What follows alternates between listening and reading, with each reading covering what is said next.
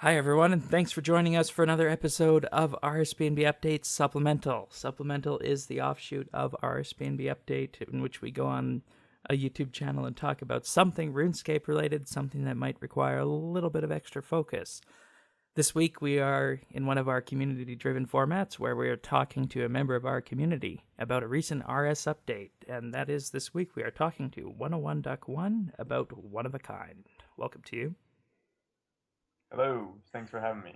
Of course, we had you back on in, I think it was October for the Halloween episode, so that was 6 months ago, so that's perfectly fine.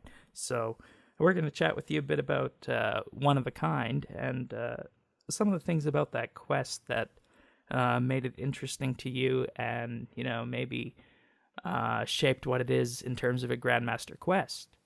So, I guess the first thing I'd like to start off with is how often do you quest, and are the quests and the lore behind them something you really enjoy? Um, Nowadays, I actually, unfortunately, don't get to quest as much as I used to, but that's really only because I can't.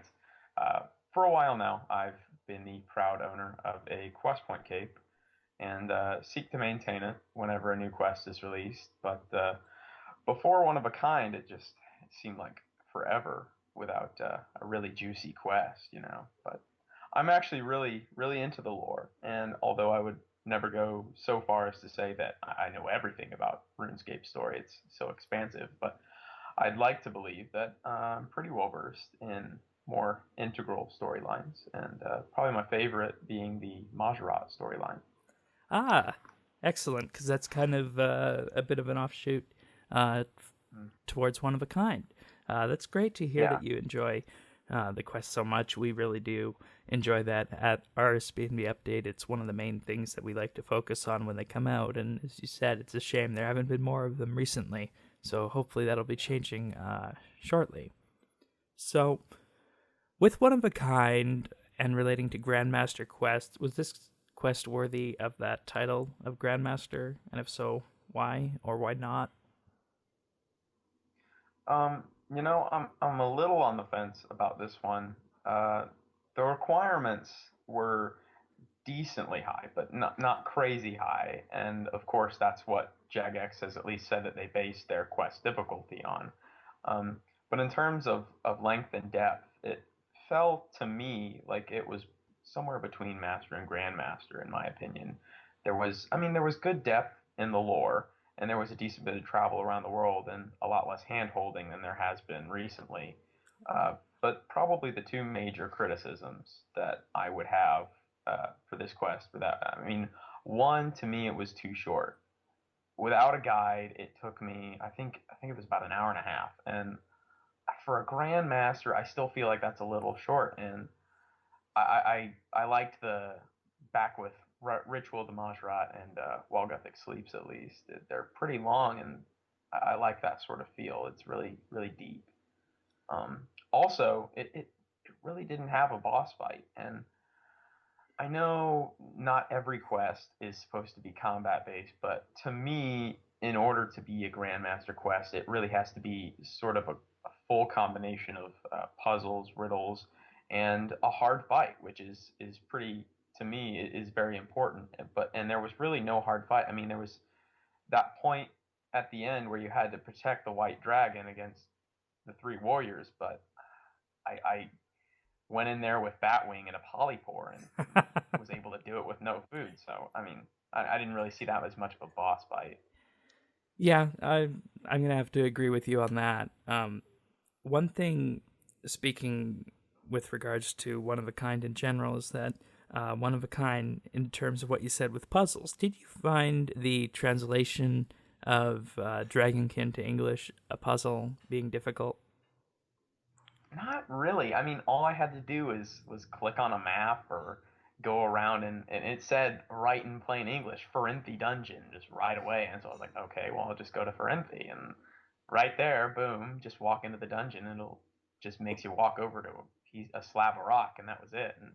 And the one riddle with the iron oxide was that was it. And I just didn't. I felt like there should have been a little more in those sort of categories. All right, fair enough. So moving on to the actual quest content itself, the mythical white dragon. Many years ago, there were rumors that white dragons would be added to RuneScape, actually up north in the frozen areas where Ritual of the Mazzaroth took place. That was the area back in '05 and '06 that people thought these dragons would actually appear. But of course, they didn't, and that was used for something else. And now, people thought for a long time that these dragons would just be another kind of dragon that would be able to fight, create white dragon hide armor. But now that we've seen them in one of a kind and they're so powerful, do you think they'll be making an appearance in other god-driven storylines, along with the remaining dragon riders? I would, I'd personally love to think that they would expand upon content with the White Dragons, but I'm really not sure because they seem to have sort of backed themselves into a corner, especially with the White Dragons and the Dragon Riders, basically saying that, like with Hannibus, that they're the last of their kind and everything. So, and I mean, what about when people sent Hannibus, the some people that sent Hannibus back to wherever the Dragon Riders were going? It's now they're completely off of Gielinor, at least as we know it. And the Right? only way I could really see that they would actually go more into depth about this with new storylines would if we were to travel to these new worlds, which actually may be possible because there has been a rumored quest in development by I think it was Mod Rowley, and it involves the player uh, reactivating the world gate through which Guthix traveled and brought in new life. And so, I mean, with that, who knows where we might be able to go? But personally, I'd really love to explore those areas, but who knows what Jagex has in mind. All right. So you don't think the dragon riders and the white dragons might inevitably come in and save the day at some point? Maybe, but I feel like they'd be sort of doubling back on themselves if they were to do that, and they'd take a bit of flack, I think. All right. Moving on, we also saw the Dragonkin in this quest, and the last time we saw them was the Ritual of the Mazzaroth. They burnt Edriel to a crisp, and this begs the question in this quest, are they our ally? Because in Ritual of the Mazzaroth, the Dragonkin were really, really upset at Sliske for attempting to find and use the Stone of Jazz, and his use of that, or at least attempting to find it, is what caused them to burn Edgeville to a crisp. So, also that Sliske was behind the death of Guthix. Is this a case of where the enemy of my enemy is my friend, in that the Dragonkin are actually our allies now?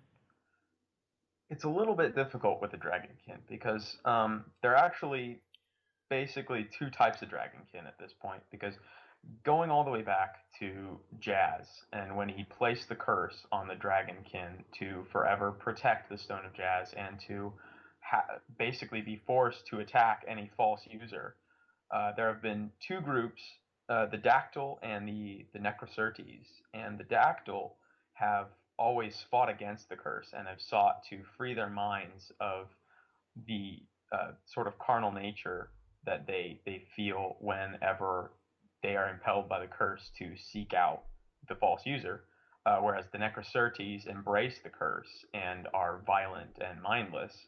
Um, I could actually see us fighting on the side of the Dactyl, but the Necrocertes are still very much against the player, considering, well, if you've done While Guthix Sleeps and things like that, we've obviously touched the stone before, so they're a little mad with us for doing that. Right. But I don't know with the Dactyl, if they are able to free themselves from the curse, I could see us fighting on their side.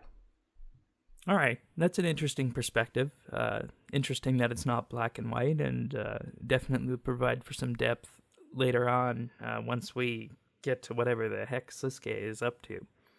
All right. Yeah.